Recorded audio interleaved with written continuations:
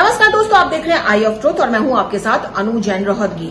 लगता है prime minister Narendra Modi पूरी तरह से चुनावी मोड में आ गए हैं, क्योंकि जिस तरह से पिछले कुछ समय से वो लगातार अपोजिशन गठबंधन के नाम पर इंडिया पर वार कर रहे हैं, उससे लगता है कि उन्होंने अब कमर कस ली है कि वो अपोजिशन की हर चाल का जवाब देंगे और उनका जो नाम उन्होंने रखा है अपोजिशन का पुराना नाम बदलकर इंडिया, उसके बारे में लगाएंगे कि नाम बदलने से कुछ नहीं होता है, उनके काम तो वही हैं। और पिछले कुछ समय से दोस्तों अगर आप देखें जिस तरह का पार्लियामेंट संसद में गतिरोध चल रहा है और जिस तरह से अपोजिशन लगता है कि सरकार पर हावी होती प्रतीत हो रही है और सरकार के दिग्गज नेता अमित शाह और राजनाथ भी जो है ये विवाद है वो सुलझाने में कामयाब नहीं हो पा रहे हैं, क्योंकि उनकी कोई सुनवाई नहीं हो रही, कोई विपक्ष का लीडर उनकी सुन नहीं रहा है। ऐसे में प्रधानमंत्री नरेंद्र मोदी ने लगता है कि कमर कस ली है कि वो अब रणनीति के तहत जो विपक्ष है, जो उसका गठबंधन है,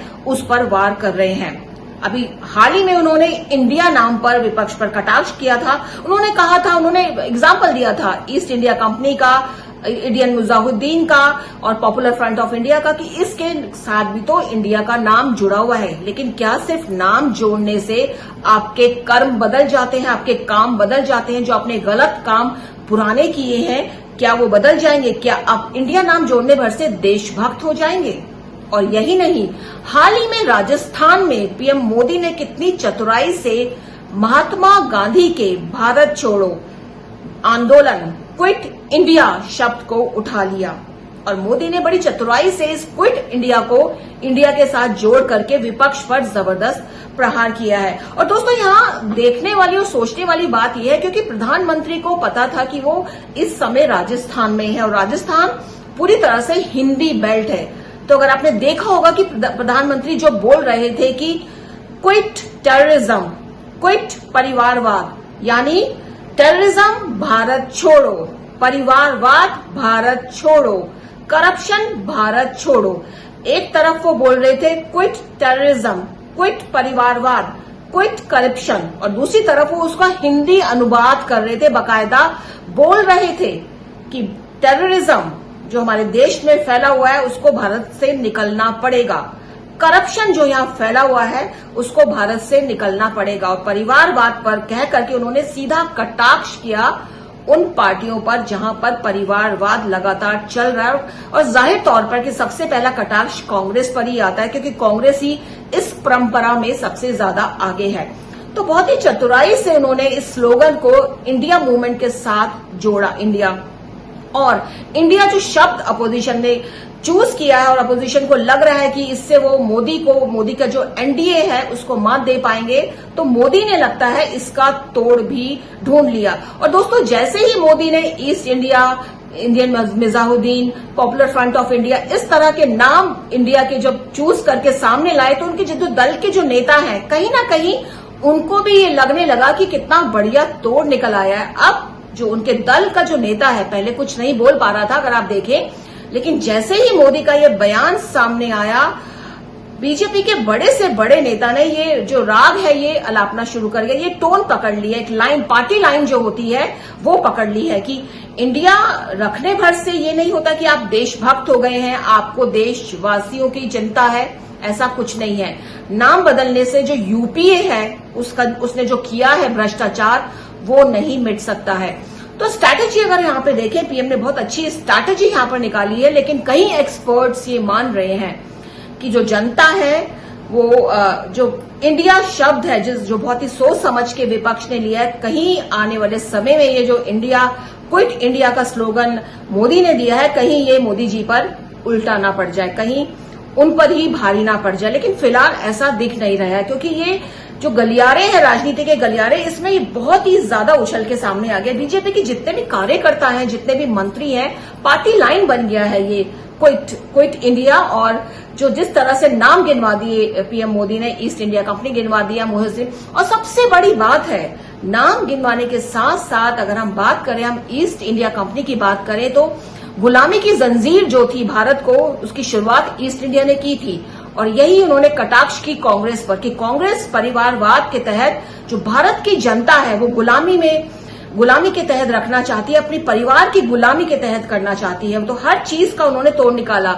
इंडियन मुजाहिदीन का उन्होंने एग्जाम्पल बताया कि 2005 से जो हमले हुए हैं हमारे देश में, जो ब्लास्ट हुए हैं 2005 से लेकर 2014 तक, उसमें कहीं ना कहीं इंडियन मुजाहिदीन था। और यहां पर बाटला हाउस का जिक्र भी कहीं ना उन्होंने किया, पीएम मोदी ने। बाटला हाउस लोग भूले नहीं है कि एनकाउंटर हुआ था, पता चला था कि इंडियन मुजाहिदीन के जो आतंकवादी है वहां छुपे हुए हैं।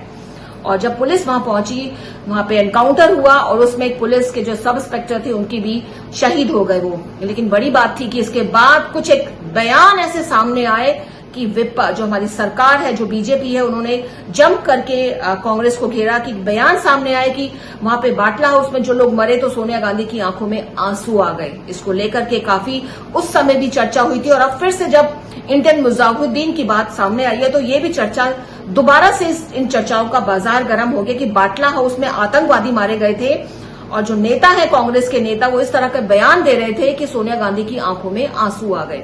इस तरह की बातें फिर से उछलकर सामने आ रही है। तो कहीं ना कहीं गड़े हुए मुर्दे यहां पर जो है उखाड़े जा रहे हैं और इनका फायदा जाहिर तौर पर लोग जो हैं, आप कुछ भी कहिए, आप कहीं भी जाते हैं, सबसे बड़ी बात है कि आप अगर इसका एग्जाम्पल लेके देखिए, अगर आप अपने घर में बैठे हैं, आप 5 भाई बहन या 4 भाई बहन हैं, आप में बहुत ज्यादा लड़ाई है और आप एक दूसरे से बात भी नहीं करते हैं। लेकिन अगर पड़ोसी के साथ लड़ाई होती है तो आपके जो भाई अलग अलग फ्लोर पर रहते हैं, बिल्कुल अलग अलग रहते हैं, लड़ाई में बात नहीं करते हैं, लेकिन जब कोई पड़ोसी आपके साथ लड़ाई करता है तो आप देखिएगा कि बहुत स्वाभाविक है कि चारों भाई इकट्ठा होकर उसके अगेंस्ट लड़ना शुरू कर देते हैं।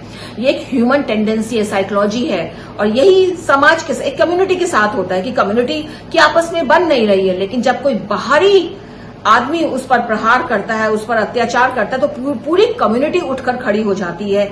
और यही देश के साथ होता है। दोस्तों, हम इंडियन हैं, चाहे हम मुसलमान हो, हिंदू हो, क्रिश्चियन हो, सिख हो, लेकिन जब हम बाहर देश में जाते हैं एज ए इंडियन जाते हैं। और आप सोचिए, आप रिकलेक्ट कीजिए कितने लोग बाहर गए हैं और कोई हमारी इंडिया की बुराई कर देता है कि वहां तो बहुत ज्यादा गंदगी है, बिजली नहीं आती है, तो हमको कितना गुस्सा आ जाता है, हम कितना चीख कर बोल पड़ते हैं कि जी आपने देखा है इंडिया, उसकी प्रोग्रेस देखी है, विकसित जगहों पे गए हैं, या आप अभी भी पुरानी जगहों पे जाकर इंडिया के बारे में वही इमेजिन कर रहे हैं। ये मेरा अपना अनुभव है दोस्तों, और जाहिर सी बात है ये साइकोलॉजी हर किसी इंडियन में होती है, क्योंकि ह्यूमन टेंडेंसी है। वो बुराई नहीं सुन सकता, वो खुद बुराई कर लेगा, वो आपस में लड़ लेगा, लेकिन जब कोई दूसरा आदमी बुराई करता है तो उससे बर्दाश्त नहीं होती। और यही बात पीएम मोदी ने उठाई। उन्होंने जब राजस्थान में इस तरह की कहा कि आपने इंडिया नाम रखा है, आप बहुत देशभक्त बनते हैं, तो क्या आपकी देशभक्ति यही है कि आप बाहर जाकर बाहर वालों के सामने इंडिया की बुराई कर रहे हैं और कह रहे हैं कि बाहर वाले आकर इंटरफेयर करें, हमारे देश में इंटरफेयर करें? मोदी ने इस बात को भुनाया है, ये उनमें कला है मोदी में, और ये सब मानते हैं कि किस तरह से वो चीजों को भुनाते हैं।